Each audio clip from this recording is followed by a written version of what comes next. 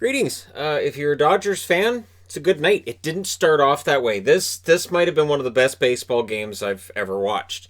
And honestly, I thought it was interesting because in the eighth inning, the announcers say when they come back from commercial, if you're just joining us, you've missed a lot. And it reminded me of that line that's delivered in Moneyball. And at a key moment, I thought, this seems like a cinematic game, so why not throw out there a line from the movie Moneyball? Whether intentional or not, I thought it was key. Now, in the first inning, this game looked like it was going to be all Braves. Ozuna gets the RBI, okay, to make it 1-0, but the Dodgers escape just down 1-0 after one. Second inning is where the game turns, though you might not have thought it at the time. Swanson hits a home run, and the Braves put a lot of pressure on the Dodgers, but they couldn't get any more runs than just the one. So, the score is 2-0 after two. Now, I feel like where it turns is in the third inning for the Dodgers. So, going into that third inning, the Braves with the 2-0 lead, and it felt like it could have been 4 or 5-0, and they couldn't break it open. And then in the third, the Dodgers shut things down. And then in the bottom of the third, it's Will Smith coming up again. Not a great hitting or batting average for him in this series or in the postseason overall, but he gets two runs batted in. So when you need the runs, you're getting them from Will Smith, and that tied up the game. But top of the fourth, Riley gets an RBI single, and again, it felt like the Braves were on the verge of blowing this game open, and they don't. So they're up 3-2. Or 3-2. Well, they were at one point in this series up 3-2, right? But they're up 3-2 after 3.5 innings. So again, one run. They're getting the runs, but it feels like they should have more. And it feels like the pitching for the Dodgers is kind of weak, but they're just not able to get the extra runs because the fielding for the Dodgers was excellent. And then in the bottom of the fourth, it's bases loaded for the Dodgers, and they didn't get anything. And again, I thought, okay, so bases loaded, you don't get a run, that could very well be the end of it. Remember, they were down 3-2 at this point. The next inning, there's no runs scored. The Braves score 0 runs again in the sixth. But Mookie Betts, I had to put this on the board. He is the king of highlight reel catches. He robs the Braves of a home run in this game. Every game for the last 3, he has made a highlight reel catch. Absolutely fantastic. And yes, I'll agree with the announcers on Sportsnet. As a Red Sox fan, I wish he was still in Boston. Got to be honest, I wish he was still in Boston. So we go to the seventh. Seventh inning. Again, no runs for the Braves. And now they're not really getting a lot of chances. Urias comes in, and even though Urias has already pitched and had a couple of wins in the series, he was lights out tonight. And then in the bottom of the seventh, Kiki Hernandez with a home run, solo homer. These home runs didn't do the teams very many favors because they're solo shots. So that tied it up. And Dodger fans are getting fired up. So there were fans in attendance at this, not a ton. But I've noticed, and I noticed this watching some European soccer today as well. The limited fan attendance makes a huge difference. I mentioned about a month ago with wrestling how I thought that AEW having limited fan attendance made a big difference. And it does. And so in an outdoor arena, your stadium, your outdoor stadiums, your big buildings, it's a relatively low-risk event, and it makes a big difference. You can feel it. But yeah, the Dodgers fans are getting fired up, and it was 6 up, 6 down for Urias. And you can see he's feeling it. You can see that the Dodgers are as well. So, wait, 1, 2, 3, 4, 5. It was bottom of the sixth, Hernandez gets the home run. See, my zeros don't line up. So bottom of the seventh, Bellinger. Bellinger with the home run, and again, it's a solo home run, so it's 4. So Dodgers fans are fired up after that.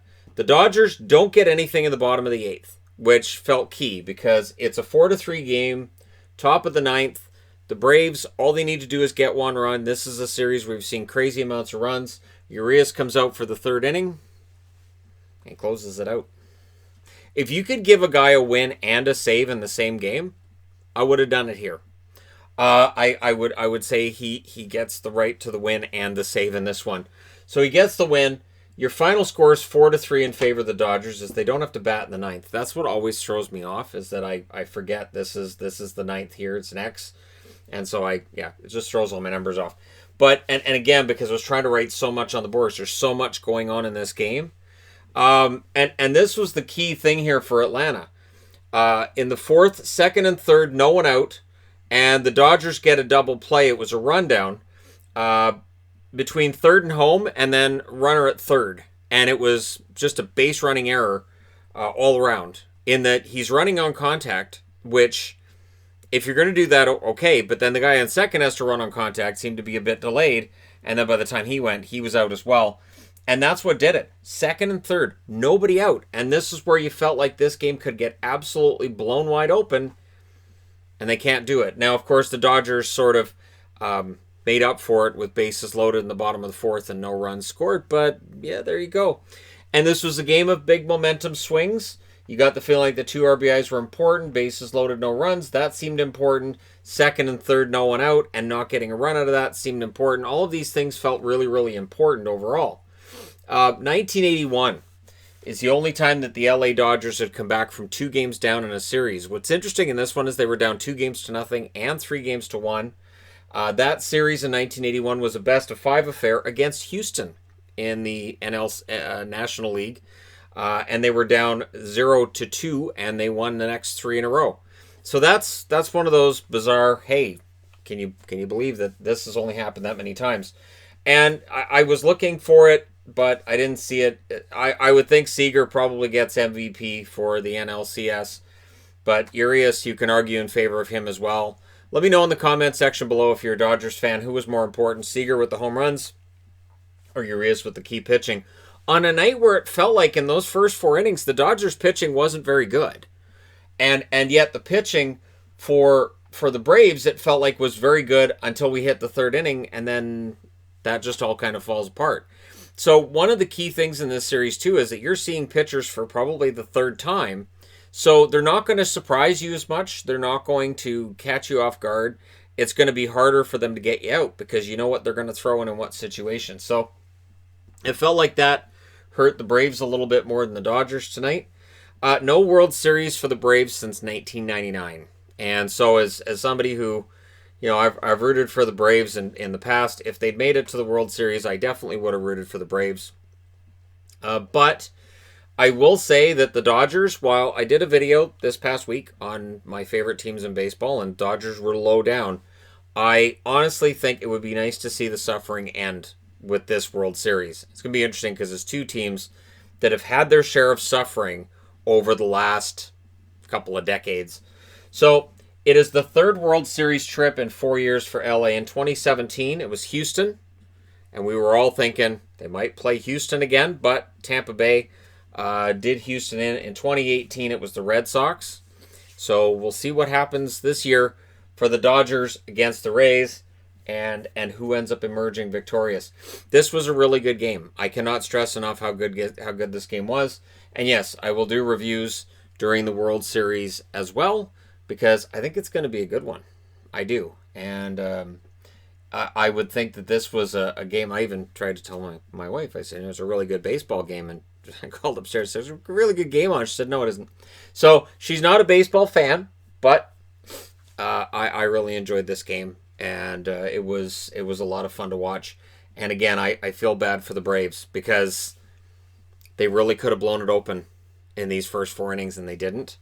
And you just can't leave the Dodgers in it, not with the amount of pitchers they can throw out there, not with the key home runs you get from Bellinger, from Hernandez, and that key hitting from Will Smith at the exact right time. It was close, but the Dodgers come back. They win the series after being down 3-1. Amazing. Let me know your thoughts in the comment section below regarding this game, and who do you think is going to win the World Series? Again, I'm thinking probably the Dodgers, but between the 2, it should be a really fun series. Let me know your thoughts. That series starts on Tuesday. Don't forget to hit like and subscribe if you're browsing your way through. You just happened upon this video. Thank you guys so much for watching, for all your support. I will talk to you again soon.